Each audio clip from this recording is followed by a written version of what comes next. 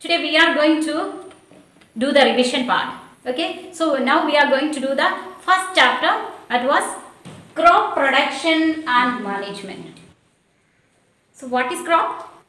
Crop means same types of plants are grown in large area, and we studied there are two types of crops. One is kharif crop and the other one is rabi crop. Kharif and rabi. Okay, so kharif crop usually we grow in rainy season and rabi crop in summer season. Okay, so what are the examples for kharif crop? Cotton, maize, groundnut, soybean, paddy, all these are examples for kharif crop. And what about rabi crop?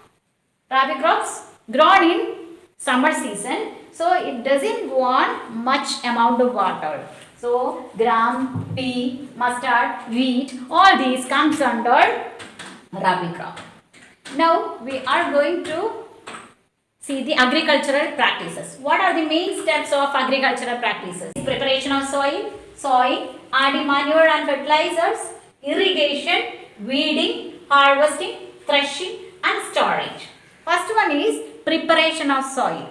Why we should prepare the soil? In order to bring the nutrient rich soil in the upper layer of the soil. Why should we bring back? In the upper layer, the nutrients already absorbed by the plants for their growth. So, the soil should be tilted. Now let's see the benefits of loosening or plowing the soil.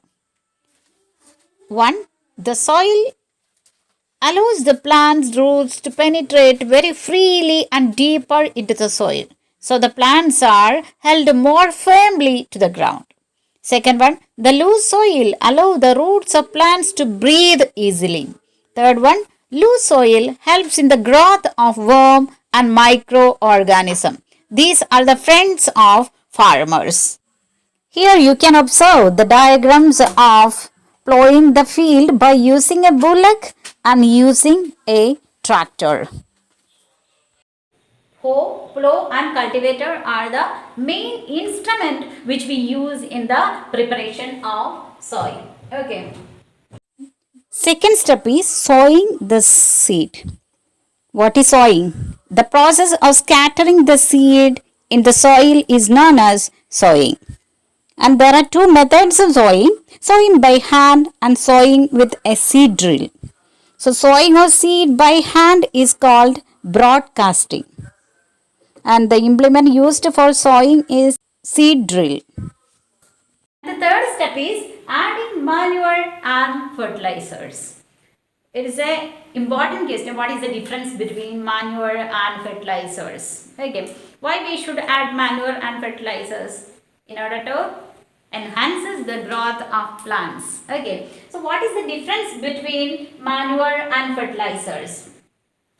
Usually the manure is organic substances. It is made in our own field itself. Okay. It is prepared by the decomposition of the animal excreta and green leaves. Okay. So it is natural but less organic substance. Okay. So when we give manure, it takes time for the growth of plants. Okay. The next one is fertilizer. Fertilizers can be organic or inorganic. Okay. Or natural or synthetic. Usually it made in the factories. Okay. It is inorganic substances and it is very rich in particular nutrients. So if we give the fertilizers, the plant growth will be more. But overuse of fertilizers are not good for the soil. Okay, there will be a problem in the soil test. So the next one is irrigation. Okay, what is irrigation? Irrigation means giving water to the plant. Irrigation means giving water to the plant. Okay, and there are traditional method and modern methods of irrigation. Okay, there are traditional methods and modern methods of irrigation. What are the traditional methods? Mott, chain pump, ducting, rahat, all these are the traditional methods. In traditional method of irrigation, water from nearby canals, river and wells are drawn into the field through furrows and with the help of cattle. It is very cheaper and not efficient. Now let's see the modern methods of irrigation. Sprinkler irrigation and drip irrigation are the two modern methods of irrigation. Okay, see here in sprinkler system, water is flown to the plant as if it is raining. Okay, in drip system, the water is given drop by drop to the root of the plants. Okay, so in drip system, drip irrigation, water is not wasted, but in sprinkler system, water is wasted. Next step is weeding. Tell me, what is weed? Weed means the unwanted plants which grow along with the plants, so that weeds will be taking the nutrients of the real plant. So we have to remove weeds. And what are the different methods of weeding? Okay, see, by using manually we can pluck out the weeds. Next one, by using spray.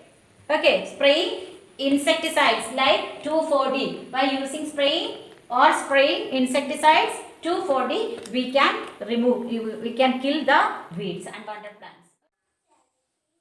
These are the few unwanted plants which grow along with the crops. Wild oats and grass are example for these. Okay. Next one is harvesting. After ripening the grains, we should harvest. We should reap it. Okay, harvesting. We are going to take the fruit of our effort. In harvesting, we are going to take the fruit of our effort. Okay, that is harvesting. So manually and by using machine, we can harvest. By using the sickle, the lady is harvesting, and there is a harvester. It is a machine. So by using harvester, we can cut and gather the matured food crop. Next one is threshing. Threshing means separating the chaff from the grain. Okay, separating the stalk and the grains. Here also manually we can separate the grains also by using machine. See, thresher machine or combined thresher, harvester and thresher together. We can reap and thresh. Okay, see, this is manual method. Okay. Taking the grains and beating somewhere, and the grains will be separated from the stalk. Okay, then by using thresher, thresher machine, by using this machine we can separate the grains from the stalk. Okay, the next one is storage. The food grains obtained by harvesting the crops are dried in the sunshine before storing. Why? To reduce the moisture content. The higher moisture content in food grain promote the growth of fungus and mold. So, there is a chance of damage the grains. There are small scale and large scales of grains. If the grains are very less, we can store in jute bags or metallic bins. Okay, we can store the grains in jute bags or metallic bins if the grain is in small scale. Okay, if it is in large scale, the grain is in large huge amount, if it's there, we can store it in silos or granaries. Okay, if it is in large scale, the grains will be stored in silos or granaries. Okay, this is about storage. So we were talking about the different agricultural practices, right? We were talking about different agricultural practices. First one, once again let's summarize. Preparation of soil, sowing, adding manure and fertilizers, then irrigation, weeding, harvesting and storing. Okay, these are the different steps which we used in agricultural practices.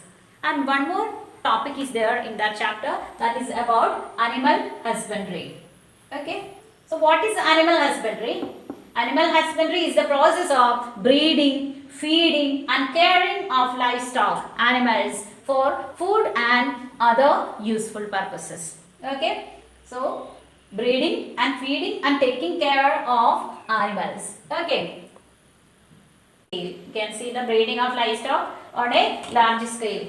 For what? To increase the availability of food materials. Okay, in order to increase the availability of food materials, we do animal husbandry. Okay. See, here you can see the poultry farming. Poultry farming. There are different branches for it. Okay, poultry farming, sericulture, apiculture, pisciculture, all these comes under animal husbandry. So what is poultry farming? Rearing and managing the domesticated birds. Okay, like chickens, ducks, turkey, etc. And this is for egg and meat purposes. Okay, for egg and meat purpose, we domesticate birds. Okay. Next one is apiculture. What is apiculture? Rearing of honeybees to get honey. Okay, it is known as apiculture. So in animal husbandry, we talked about rearing of different animals in order to increase the production of food. Okay, so cattle, goat, sheep, poultry, fish, honeybees, silkworm, all these are reared in order to increases the production of food. So children, I hope you got an idea about crop production and management. Thank you for listening me. Thank you so much.